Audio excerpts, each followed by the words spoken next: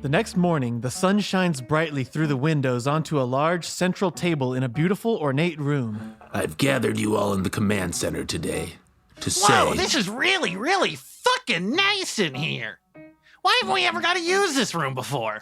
You give us most of your briefings in your car. Well, there's only one set of keys to this room, and all of us commanders have to coordinate and ask for the keys ahead of time.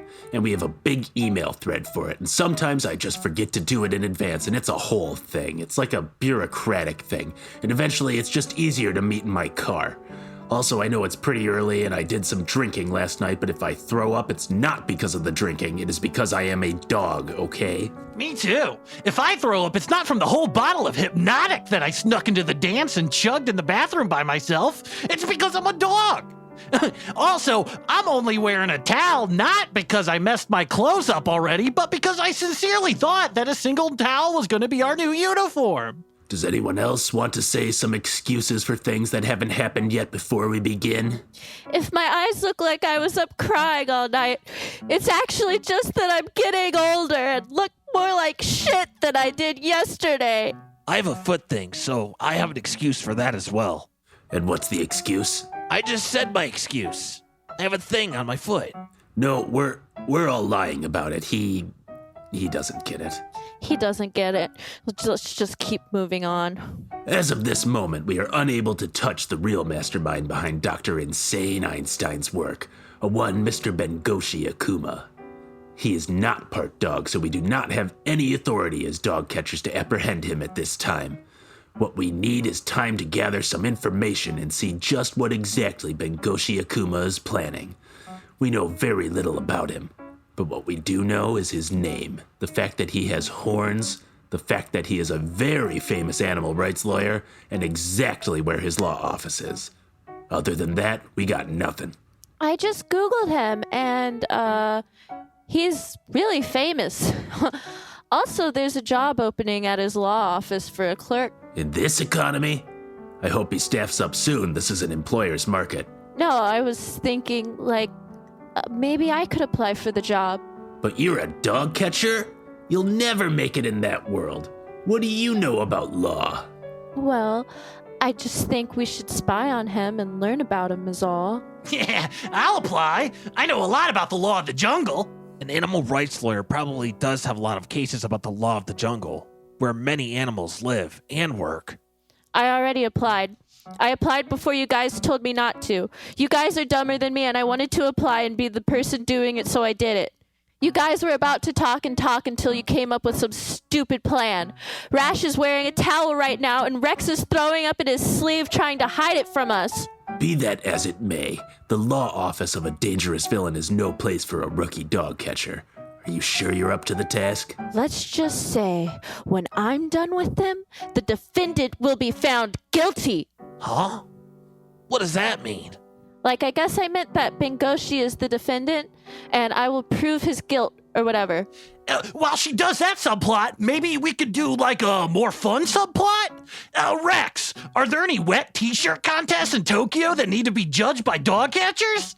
I don't think anything like that has ever existed. Okay, so our subplot is we go buy a bunch of wet t-shirts and have our own contest. Why would we buy wet t-shirts? We could just buy dry t-shirts and make them wet after the girls put them on. If. Big if. Because we probably won't follow through on this plan. I just am trying to understand what you mean. It's a wet t-shirt contest. You know what it is. The girls try to wriggle around and put on those wet t-shirts because it's so hard, because it's clingy, and the shirt is wet and they're too slippery. So it's hot because it's a stage full of women struggling with some cheap clothes. Oh! I got an email back already! They want to interview at 4 o'clock. Because they're used to putting on the shirts dry, so when they put them on wet, on a stage in front of a massive audience, no less, of gawking men, they get nervous and it becomes quite difficult. And the whole time you're trying to cover your breasts with this silly shirt. So it's kind of like a win-win for everybody, but mostly me. That's really soon. I'll need to do some research. I know. I'll have a quick word with Dr. Insane Einstein in the dungeon. Hey, Rex, do you have any more towels? I've been using this one for an hour and it's yellow. Primrose gathers her stuff and heads out of the office. She makes her way down to the creaky, leaky dungeon in the bottom of the high school or tower or whatever we said this was. Who goes there? Hello, Dr. Insane Einstein. I trust they're treating you well here in the dungeon? As far as dungeons go, I do have to admit, not bad. Not bad at all. The accommodations have been adequate. I still would humbly request some lab equipment for my jail cell. Even though Inutaro defeated me with his mighty car, I still need to complete my research. Why would we give you lab equipment to do research with? Isn't that why this whole thing started? It's not for me. It's all for my precious baby boy. The joy of my life, the fruit of my loins, my bouncing, strong boy. He was only 26 when he was tragically frozen. You don't need to worry about your son. We've got him safely locked up in the freezer next to the corn dogs. What sort of freezer do you have? A Kenmore. No, I mean for my boy. You know, my son? Uptown Schizo is his name. I chose it. Did you replace the saline replacing his blood in his body? Did you have to bring him out of hypothermia? Is he fully frozen, or did you lower his heart rate to around 1 beat per minute? We put him in there with some of those gel packets you find in a new shoe. I'm sure he can figure out the rest. Also, if you see the freezer, just check to see if it's a little open. Rash put a bunch of ice cream sandwiches in there that he found after they fell off a truck. The ice cream part kind of mixed with the chocolate bread part, so you have to eat them really quick or there's a huge mess everywhere. But we put a heavy box on the freezer so it stays shut most of the time. Did you come here to tell me that my son is stuffed haphazardly into a freezer, or did you have something else you wanted to say? Whoa, nice transition. Yeah, I got a whole other thing. I'm gonna be spying on your old boss, Bengoshi Akuma. Do you have any tips? Anything dangerous I should watch out for? Depends. Maybe you could make it worth my while. Primrose hands Dr. Einstein a $5 bill. I mean, a 500 yen thing, through the bars. Look, this is what you need to know about Akuma's law firm. It's hard work, but there's a real career in it. Put your nose to the grindstone and try hard and pay attention. A good kid like you, what, you gonna be a dog catcher all your life? Why not stop goofing around with your friends and make some real cash? If that's not your thing, lots of rich guys in that industry. You could probably find a husband, you know? Someone who isn't a dog catcher for a living. But what do I know? I'm just a mad scientist. But I tell you what, I had a chance when I was 19. I could have joined the Merchant Marines instead of being a mad scientist. I wonder if I'd be in jail now if that had happened. But the heart wants what it wants. That's it? There's no evil secret or anything? Nah, I mean, he's an animal rights lawyer. He saves the lives of animals each and every day and tries his hardest. He's like an anime character in terms of trying his hardest, but he actually has the real job of being a lawyer instead of some made-up shit like Ninja or Super Saiyan. But if he's that good of a guy, why fund you? Why commission a bunch of mutant superpowered dogs? Don't worry about all of that. Listen, you're a good kid, so I'll give you one word of advice. You should wear more makeup. Really cake it on. You're starting to sound like a dickhead. I'm going to get out of here. I got nothing out of this. Emotionally, strategically, nothing. Could you grab me an ice cream sandwich from the freezer on your way out? Primrose walks to the dungeon freezer and grabs a single ice cream sandwich. She throws it on the ground in front of his cell and doesn't close the freezer when she walks upstairs. Oh, come on! I can't reach the sandwich, but you knew that. You did that on purpose. And you also left the freezer open and my son's ankle is gonna thaw. Come on! At the same time, we see Inutaro on the quad of the Dogcatcher campus, waiting for Rex, who pulls up in his 1998 Chevy Astro, which has a big decal of the cast of Frasier on it, because it was used to promote season 5 of Frasier back in the 90s. Rex Sensei. Frasier-san. Yo, Inutaro, wazza! Glad you could make it for today's special training. I must hone my skills as a dog catcher now that I have declared my intentions to be the #1 in the world. That's right. Thanks for summing it up so succinctly. You know how you've spent all these years catching dogs? Well, I thought you should try catching something else to improve your abilities. Now tell me, what's something you can catch, but never throw? A cold? No, I was thinking of a cat, because if you threw it, it would scratch you. Were you trying to do a riddle? Oh, no, of course not. I was just asking a question. You're blushing really hard. For a dog. I bet you thought it was a really good riddle. Whatever. Rex pulls a lever on the back of the 1998 Chevy Astro that was used by a guy who drove around Japan, I guess, and just promoted the show Frasier, which is in English and is only shown in America. Anyway, he pulls the lever and dozens of fluffy little kitty cats go flying out in every direction. Your job is to catch all these cats, and your time starts now. Remember when Niles got the parrot? And I think it died or something? Sorry, I got distracted by your van. Anyway, I'm gonna use my net to catch these cats. Ah, but that's where you're wrong. You must learn the two-hand something technique. A true dog catcher needs only the tools of his body and mind to catch. This technique was invented by a legendary dog catcher named Doug something. I don't know, great guy though. What's the technique? Just use two hands. I don't remember. He was a crazy dog catcher that wanted to catch cats. I'm a dog, by the way. I'm kind of out of my element running this thing. I'm gonna go up to my office and watch videos of squirrels on YouTube and bark at them. Let me know when you catch all the cats. Rex turns around to walk away, leaving Inutaro alone in the quad with a bunch of fluffy kitty cats. Most have scattered around, but a few have shown interest in Inutaro and are rubbing on his leg. Interesting behavior. This should be easy. Inutaro reaches down to pick up the cat rubbing on his leg. As he raises it up in the air, it rears back and bites his hand. Out of pure adrenaline and instinct, he throws the cat into the air as high as he can until it disappears into a little twinkle in the sky. Need to tone down my battle instincts. Rex would get pissed if I killed all these cats on accident. Inutaro goes into a feel-good but training hard montage. He catches cat after cat, doing all kinds of cute kitty stuff. They are rolling on their backs. They are making biscuits. They are climbing into trees. And Inutaro is snagging them all and throwing them in what I will now refer to as the Frasier car from now on. Also, he is placing each kitty into a cute little basket before putting it in the van. And each one gets a bow on the neck, too. The amount of cats in the big quad dwindles down slowly until there are only 3 cats left. Just 3 to go. Rex sticks his head out of a 3rd-story window. Oh, forgot to tell you. That's Fluffy-san, Mitten-san, and Whiskers-san. They are the 3 cats that are legendary in this part of Tokyo for their elusiveness. How did you get them in the van? They thought it sounded fun. Maybe I'd be a better dog catcher if I thought it was fun. Did you hear me about how it sounded fun to them? Yeah, I'm going to try to catch them now. I was just thinking. Okay, bye. Rex slides his window closed and goes back to barking at his computer. And then Mitten-san says, "Meow." Okay, I'm going to try to catch you now. Give me the best you have. Inutaro hits a power pose and holds it as you see power crackling around him.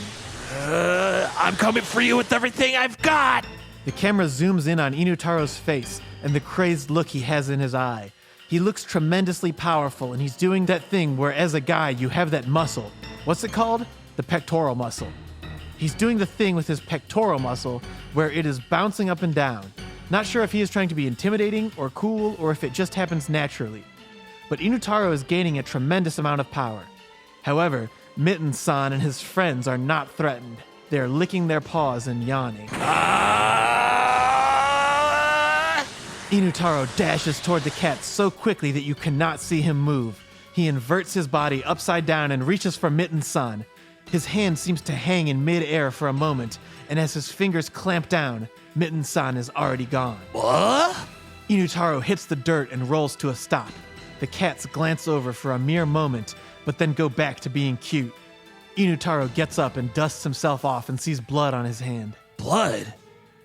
I don't remember a cat scratching me. The camera pans over the back of Inutaro's neck that has 3 scratch lines going down it. This is going to be tougher than I thought.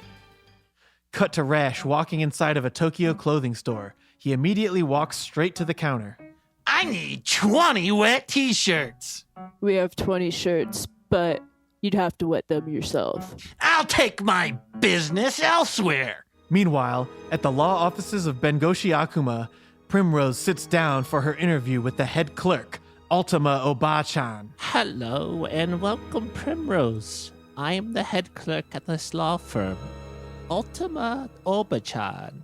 Wow, that's kind of intense. For your parents to name a baby Ultima? And also Grandma?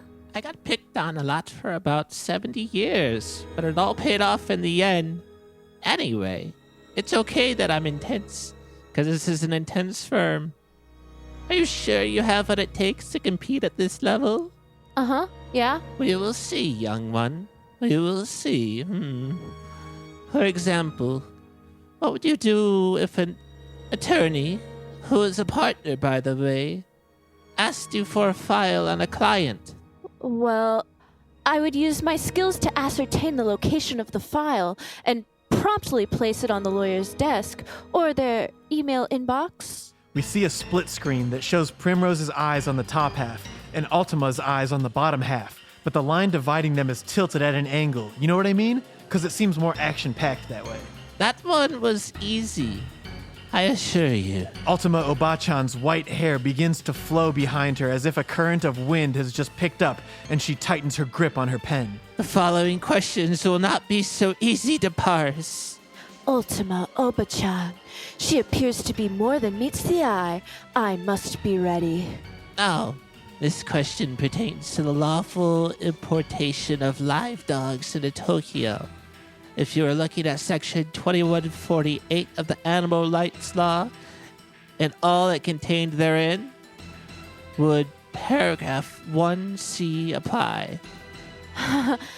I'll admit, this is no easy question. A wind blows through the office, and Primrose stands from her seat and clenches her fists.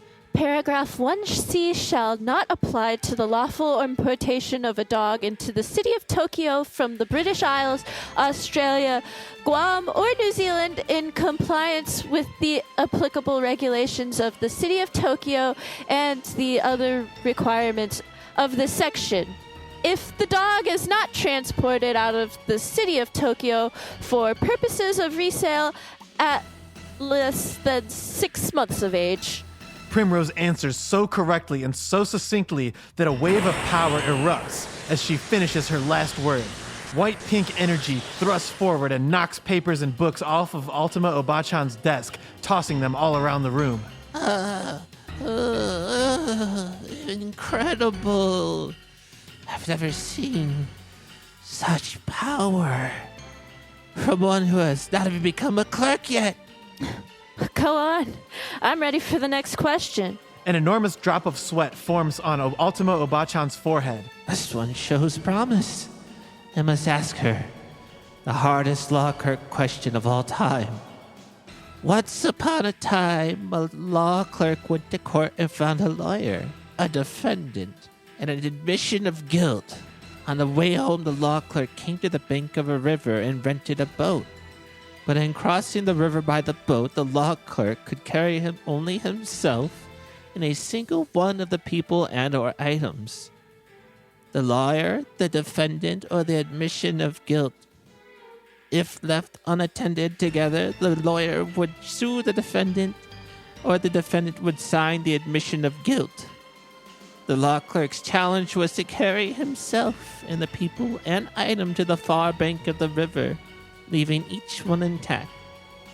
How did he do it? The first step must be to take the defendant across the river, as any other will result in the defendant being sued or the admission of guilt being signed. When the law clerk returns to the original side, he has the choice of taking either the lawyer or the admission of guilt across next. If he takes the lawyer across, he would have to return to get the admission of guilt, resulting in the lawyer suing the defendant. And if he takes the admission of guilt across second, he will need to return to get the lawyer, resulting in the admission of guilt being signed by the defendant. The dilemma is solved by taking the lawyer or the admission of guilt over and bringing the defendant back. Now he can take the admission of guilt or the lawyer over and finally return to fetch the defendant. His actions in this solution are summarized in the following steps. Take the defendant over, return. Take the admission of guilt over, return with the defendant. Take the lawyer over, return. Take the defendant over. Thus, there are 7 crossings, 4 forward and 3 back. Things start exploding. Ultima Obachan is pinned against the far wall as documents and law books spin all around the room in a tornado. At the center of it, Primrose slowly raises a single finger and immediately all of the movement in the room stops.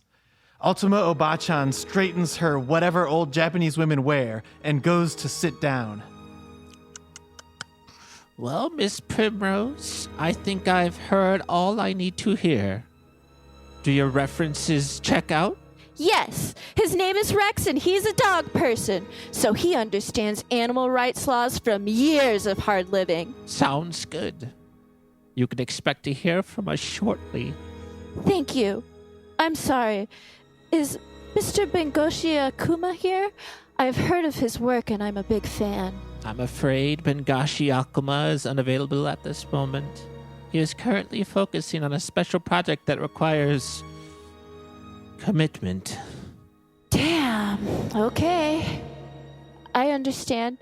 I hope you have a good day. Primrose gathers her things and walks outside. The sun is shining and the day looks amazing. She smiles. I hope everyone's plan went as well as mine did. Cut to Rash at a clothing store holding 20 t-shirts and a hose. That'll be 200 yen or whatever. Oh, this is gonna cost me money! No! He drops it all and turns to leave. Meanwhile, back on the campus at the Dogcatcher school, Inutaro is breathing heavily, with scratches all over him and blood dripping from cool-looking cuts on his face. These cats, their tornado attack is fierce. They basically form a tornado by moving really fast, and they send scratches flying everywhere, cutting me dozens of times in a single move. I've got to think if I intend to catch these beasts. Think! What would my father say? Harp music and shit that twinkles, and you know for sure that this is another one of Inutaro's famous family flashbacks, coming at you hot, live and direct. Cut to Inutaro's father, covered in completely different wounds. Animal scratches, he's got a knife in his ass, a hand wound from slicing an avocado with an incorrect technique. Some menacing-looking little guy is slowly pouring acid out of a bucket onto his head. Listen, Inutaro, listen closely. If your enemy is faster than the eye can see, then the only solution is to box them in. Our family comes from a long line of basically ninjas and stuff, and we can do crazy moves that ordinary people can't. If we just put our mind to it, small, quick things can be contained by attacking from the sky itself. I don't think that one is too cryptic. You should be able to figure it out. By the way, do you know where the nearest hospital is? On second thought, never mind, I'm good. I'm good. Cut back to Inutaro breathing hard in the quad. The sky itself. The sky. Skyscraper. Scraping. Scrape. Scratch. DJ. Disc jockey. Horse jockey. Horse stables. Horse meat. No. Back to the horse stables. Stable family life. Family dinner. Family chores. Chores. Laundry. Laundry basket. I know what to do. Fluffy-san, Mitten-san, and Whiskers-san are lazily napping and licking their paws, completely unconcerned with what Inutaro is doing as he runs around gathering things around him. He settles down into a battle position and stares at the cats. Nikotachi, look at me. The cats still ignore him. Whatever. That's not part of the rules anyway. Here goes nothing. Inutaro crackles with powerful energy as he grabs 3 laundry baskets from behind him and tosses them dramatically into the air. He is yelling the whole time despite the fact that laundry baskets are not heavy. He then leaps into the air, leaving a small impact crater, and flies up into the air vertically, placing himself right next to the multiple laundry baskets. Tengoku no jail! Heaven's jail, go! Inutaro comes crashing down to the ground at light speed, carrying one of the laundry baskets, and it comes right down on Fluffy-san, capturing him immediately. The cat struggles to no avail, and Inutaro jumps immediately back into the air a split second after landing. He then immediately comes down with another basket. Mitten-san has some time to react and begins darting to the side, but Inutaro traps him with his arms stretched out before leaping back into the air. This is my destiny! Not this part specific, but the larger whole of events that are going on here! Inutaro comes down with the last laundry basket, looking down at the ground at Whiskers-san, who is zigzagging at near light speed in the quad. Inutaro tracks him like he was a Slayer missile and traps the last legendary cat with a flourish. I have broken through another barrier. I will get stronger forever. Rex appears suddenly on the quad without being detected. Well. Looks like the cat's in the bag now. Or the laundry basket. This technique will serve you nicely on your dog-catching missions, just so long as you learn to power it up for the larger size of the average canine. Rex gathers the 3 legendary cats and throws them aggressively into the back of his Frasier-themed van and locks it. I think you're almost ready for the confrontation with Bengoshi Akuma. And speaking of, here comes Primrose. Hey, were you guys talking about Bengoshi Akuma? That's right. Did you get the job? They just called me to offer the job. I didn't manage to speak with Akuma, though. They say he's out of the office on some important duty. What about you? I have broken through yet another barrier to my abilities. At this rate, I will be a god by my 30s. Try your best, Inutaro-san. Hey, there's Rash. His plan must have gone really wrong, because he's naked. Something go wrong in your plan? What plan? If it wasn't a plan thing, why are you naked? I struck out again, man. I was looking for chicks at that office building that I saw that had a female energy to it. I thought that if a woman saw me naked, then I could convince her that it would only be fair if I saw her naked. I remember now that I did have some sort of other disgusting plan, but I forgot it. Be that as it may, the battle with Bengoshi draws ever nearer. Hey, I'm the new kid. What are you guys' names? Huh? A new student has approached the group, who might be familiar to some of the more wily listeners. This student appears to be wearing a very oversized style of hat. I recognize you for the big dance. That hat is inimitable. My name is Usotsuki. I'm new in town. Usotsuki. Inutaro says nothing, but sniffs the air suspiciously. Usotsuki notices his hesitancy and leans in and begins talking. I am looking for friends. I was wondering if you could all show me your daily schedules so that I could see which of us could be great friends more better. We're not really in class here anymore. We kind of graduated but keep hanging around for some reason. So I don't think that makes any sense. Hey, I'm Rash. Sorry that I'm naked. Should I tell everyone again why I'm naked? Interesting. I might be graduated too, so my schedule is really wide open, just like yours. That seems very convenient for you. Where did you come from? I come from a small, hard-working neighborhood in downtown Tokyo. The kind of place where no one locks their doors and everyone shares and bakes pies for each other. The kind of place with spacious room for a roller rink and a quarry. The biggest event of the week? That's the high school football game. The Tokyo Cornhuskers always made us proud. Because it's root for the home team. That sounds pretty identical to my upbringing in New York City. Except our team was the New York Tanukis, and we always rooted for the home team. Rash and Usotsuki immediately grasp in a mercenary-style handshake where they grab each other's forearms because they bonded over rooting for the home team. As they do, Pamela enters, puffing away on her iconic cigar. Well. Hate to say this, Inutaro, but it looks like Tokyo Dogcatching High School, or whatever we're in, now has not only 1, but 2 pieces of high-grade man beef. Look at you. Pamela pats Usotsuki on the arm and smiles. I'd like to put you in my oven for 4 hours at 300 degrees. Pamela-san, that is completely inappropriate. Oh, look, everyone. That 220-pound cut of chiseled beef that we all know isn't just a sex toy. It's got a mouth and it can talk. You think I weigh 220 pounds? I'm like 160 tops. Be that as it may, I'd like to blend up some oregano, onions, and garlic and orange juice and let you sit in my fridge for 48 hours. And then guess what? I'd cook you, just like that other guy. Figuratively, of course.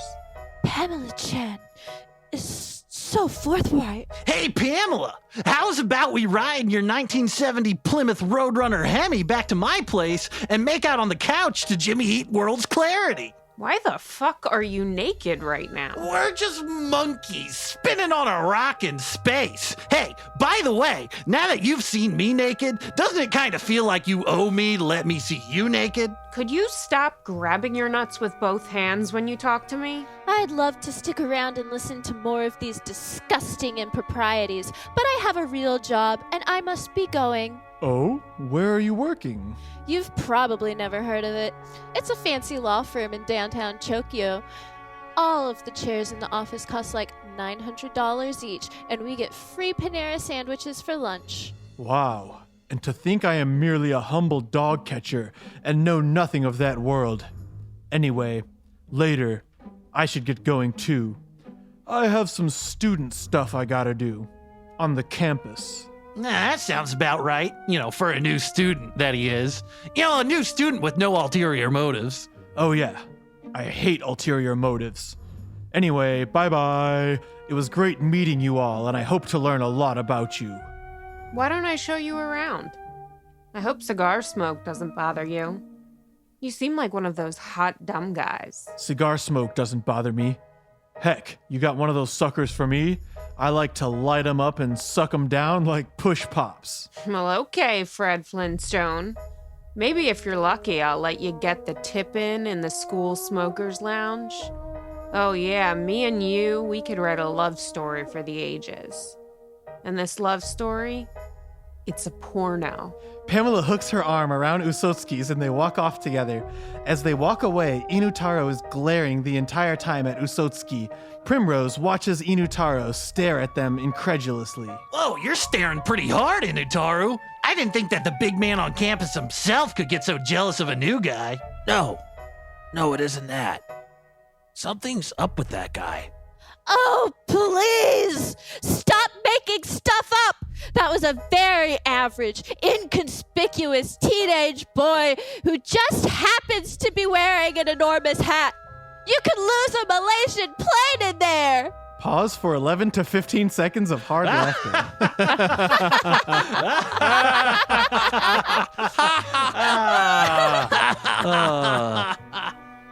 Oh, you mean like Pharrell-san? With all the cigar smoke, maybe my nose is bugging out. But I swear that guy smells like sulfur. You're just jealous of him because you like Pamela. You like her and not other girls who are better students, more loyal, have bigger scythes, and have experience in active combat scenarios. But I don't care at all. You can do whatever you want. I'm gonna storm out of here, but don't think it's because I'm upset. I have to go to my job and do my work. Primrose grabs all of her stuff in a rush and begins to run away while crying quite loudly. I'm gonna go find some sweats to put on. This angle ain't working, and I don't want to get another ticket. One more, and the cops said they're gonna have to legally tattoo pants on you. All cops are bacas. Pause for 40 seconds of laughter.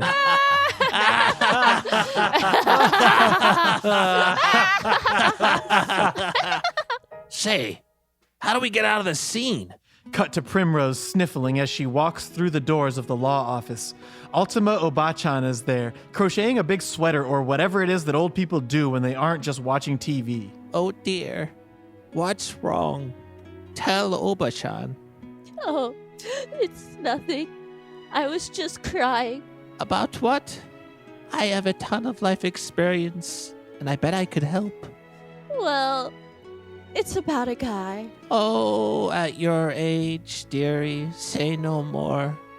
Here's what you do. When you turn about 23, 24, you should marry a guy who is 40-something. That way, he dies before you. You get a ton of money. And by that point, you're only like 37, 38. That's when you start banging a bunch of 20-year-olds yourself, drinking all hours of the night, having fun. After about 2 years of that, marry another guy. You're going to outlive that guy too. But you'll probably be too old to have that kind of fun then, so you'll probably just end up sitting by a pool for a decade and then you die. Pretty good, right? I don't think that really works in this situation. None of that sounds very fun to me. Well, that's the only advice I have. So you can either follow it or not. Well, that's fair, I think. Just remember it. Whatever guy it is that you have a crush on, he's probably just like everybody else that girls have crushes on at that age. He's strong, he has a nice jawline, is super dumb, probably is a great football player or dog catcher or something. He probably hits all his free throws and has a great sense of smell. I wouldn't even be surprised if he has an underglow on his Mitsubishi Lancer. But look here. He's gonna end up like they all do. Fat, bloated alcoholic sitting on the couch watching the same sports center for the second time. Twice as dumb as he was before. Just a big, fat, ugly sponge soaking up all the good times you could be having. Be that as it may, I can't shake my feelings on this guy. Yeah, he is dumb, but he's pure as the driven snow and as warm as the sunrise. Well, just speaking from experience here, I'm on husband number 2. And let me tell you, this guy has one foot out the door of this life and the other one in the bucket, which he is about to kick. All that is to say, he is about to die. And when he does, I'm out of here, sister. I'm on the next plane to Aruba, living out my twilight years of the sunset with a frozen marg in one hand and a vodka Red Bull in the other. And some 19-year-old male slut is doing a body shot off me. Would Inutaro want to do a body shot off of me? Anyway, I said my piece. Let's forget all about that boy and take a 2-hour lunch. Treat ourselves to some mani-pedis. Slug down a few strawberry daiquiris at the downtown Tokyo TGI Fridays. Then close up shop early. I'd like that, Ultima Oba-chan. I'd really like that. But wouldn't Bengoshi Akuma be upset? Oh, he's gonna be gone for a minute. Okay, well, I just need to grab my stuff from the other room and I'll be ready to go. Primrose walks into the hallway and sees the hat rack. There's a couple normal ones on there. There's like 4 different Dr. Seuss Cat in the Hat ones left over from last Friday's Dress Like Dr. Seuss Day. And then there is a suspiciously large hat that she just can't place. That hat. Primrose stares at that hat. Something about it seems like something she should remember. She cocks her head to the side and thinks as hard as she can. Come, Primrose. TGI Fridays happy hour only goes from 1 p.m. to 7 p.m., and we don't want to miss it. Big hat.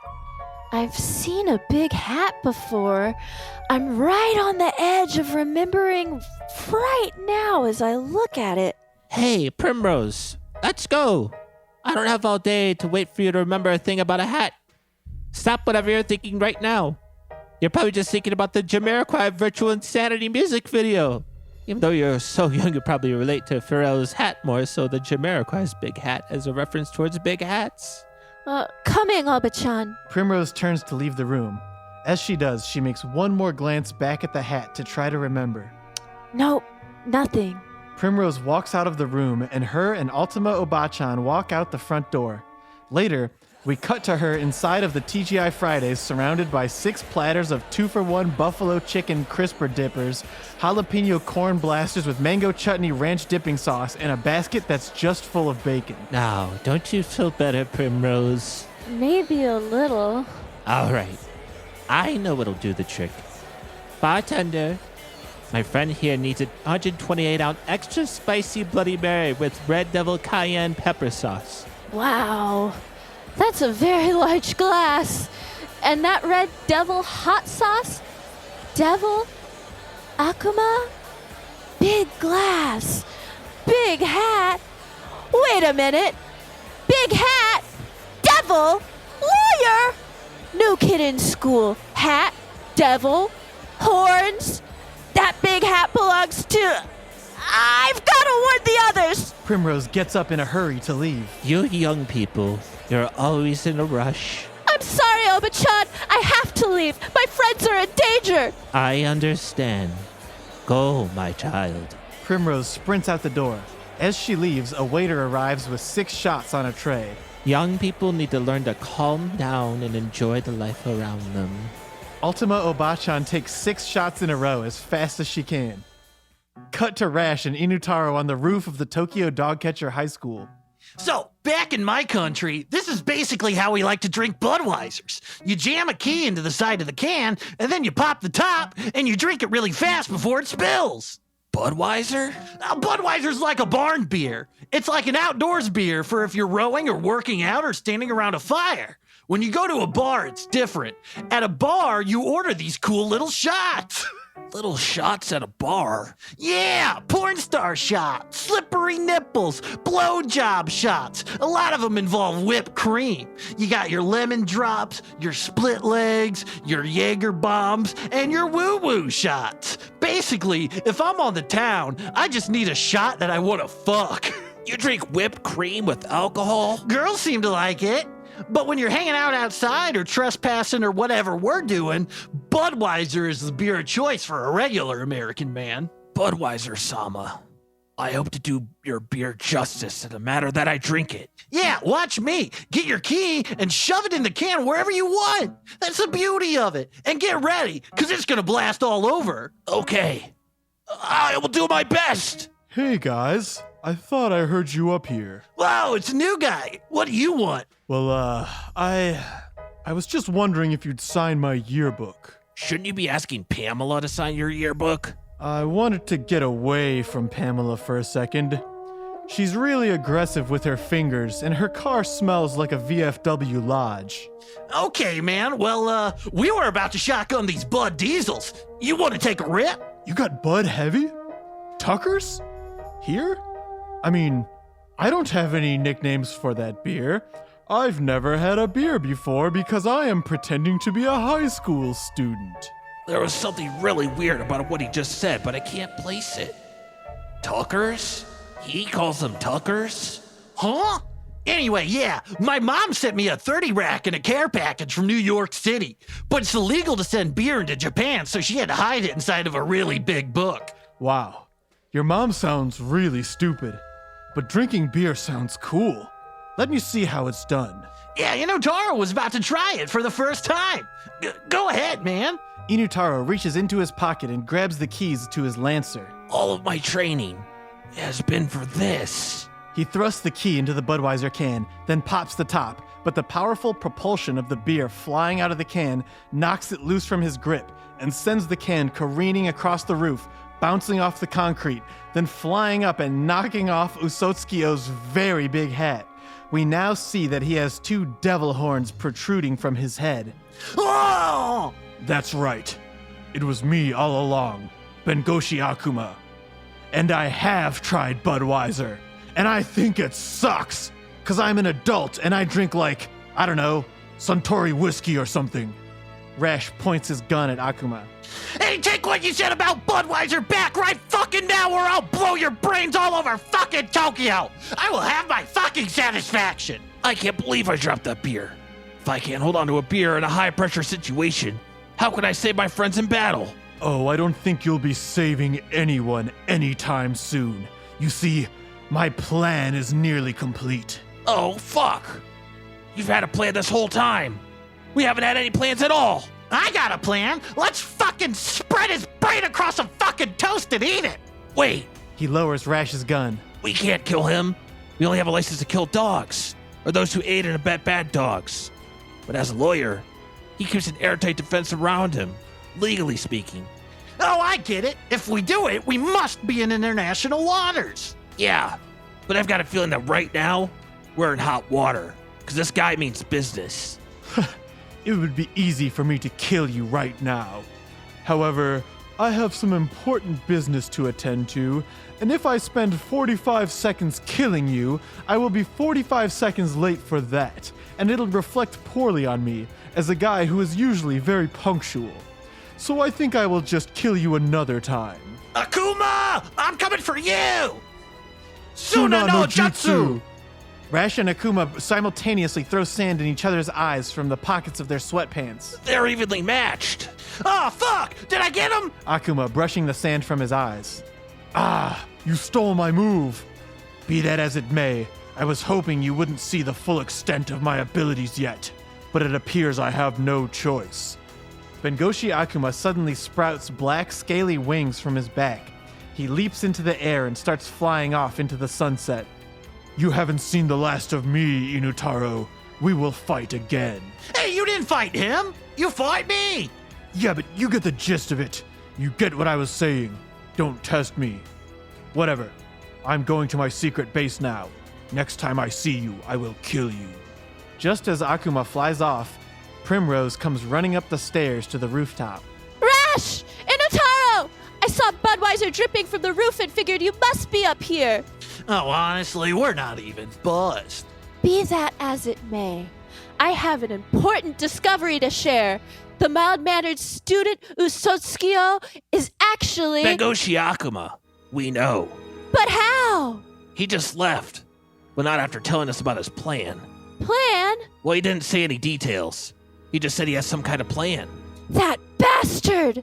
When I get my hands on him, I'm gonna throw so much sand in his eyes. But for now, I really need to take the edge off. Can you pass me one of those Budweisers, Inutaro? There's no time for that. Akuma has gained a terrible advantage over us. We don't even know where his secret base is located. I haven't managed to discover anything at his law office. Wait, what's that over there? Is that his backpack? He's the only student at Tokyo Dogcatcher High with a Peter Griffin backpack. Peterson. Primrose opens the main pocket and dumps everything out. This paper. Look! It says, my secret base location. Do not read. They say that stare decisis is the legal principle of determining points in litigation according to precedent. Well, we're about to set a new precedent. We are going to kill him. Yeah, this lawyer isn't very appealing. Is that one? Maybe I could say something about his briefs. Lawyers have briefs, and you could make that seem like his underwear. Maybe we could say that Bengoshi Akuma soiled his briefs. Like he shit his pants. I'm not saying that this is the joke, but this could be a jumping off point for a better joke. I have a feeling that court is about to be in session. But this time, Akuma won't be the lawyer. He'll be the defendant. And the plaintiff is my fist. And the judge is also me. And I will render a verdict that says he is guilty of being put to death by me. Maybe I could say like he has to go see like a hung jury. Like he wants to see a group of 12 angry men and I don't know, they all got big dicks? I don't actually know if he's gay or not, so I'm not sure if I'm being homophobic. But then again, this is all just a jumping off point. Okay, I think we've done enough of that. Maybe we should read the document that says we shouldn't read it. Okay, but read it out loud so we're all caught up at the exact same time. It says here, my secret base is located on the 99th floor of the tallest building in Tokyo. Also, that building has huge devil horns on it and is called Akuma Tower, after me. It is inside of Club Diablo, the hottest nightclub in Tokyo. If you want to find me, find the secret way to the 100th floor, and I will be waiting for you there. I don't know why I'm writing like this, when the only person I intend to read this note is myself. It ends there. Akuma, you bastard! Whoa, don't storm off yet, Inutaro. If we're gonna take this guy on, we need to be ready. I have to walk to the beach to get more sand to put in my pocket. Okay, but then it's onward to the final showdown. Maybe Inutaro would pay more attention to me if I was a demon. Guys, wait a minute. We're missing the big picture here. Huh? What do you mean? Think about it. He almost wanted his base to be found. He was spying on us, and we really don't know why, and now we ran him out of school. Do you know what that means? No, Rash, please. Tell us what we are missing. You idiot! This means that Pamela doesn't like him anymore and she could stick her fingers in me instead! Rash runs downstairs holding his nuts with both hands. Primrose, we don't have much time. We must head to the final battle right now. Are you with me?